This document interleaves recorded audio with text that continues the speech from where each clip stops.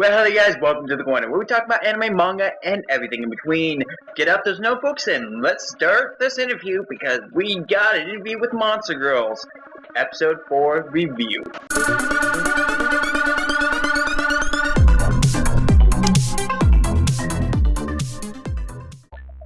To start this off, right, we start off with the Ice Woman, who I'm going to call Sokka for right now, because her name seems to be a lot longer than I expected.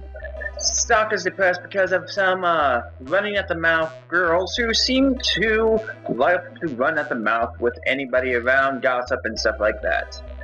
Taka ends up helping along with Sato, who ends up going and talking about what they need to do about the situation, and she decides to apologize for what she did in the first place. So they're now on talking terms once again.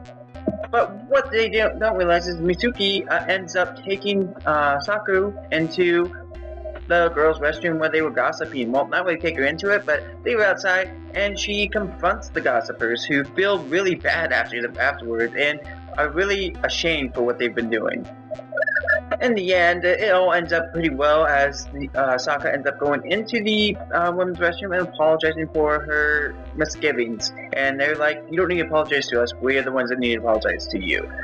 A lot may have been the turn end up happening when Sato and Taka end up combining and making a situation of a meeting where they're like, "Hey, you can talk to both of us without a problem. We understand. That means we'll have a little bit more issues here than most other people." Sato, being a demi-human herself, becomes the perfect person to talk to in a female aspect. But I think the biggest thing to take away here is now they have a safe place, a place to go, a place to talk to about their what's going on with them. I said Mizuki earlier. Hikari, sorry about that, guys. Hikari ends up asking for a hug, because she's the only one that has been hugged out of the three girls. And she's like, "Hug!" And he gets a hug. She has to give everybody a hug at this point. And then hugs against Maka's body and was like, "Oh my god, those are boobs." Funny moments keep happening as Sato ends up wanting a hug as well. And he's like, "That's probably a bad idea." And she's like, yeah, you're right, I forget, I'm sorry. Getting back home, Taka ends up talking to Hikari's sister, and gives her a good representation of who he really is. And she wants her to talk to her parents at this point, because it's obvious he's a good guy and just doing what he feels is right.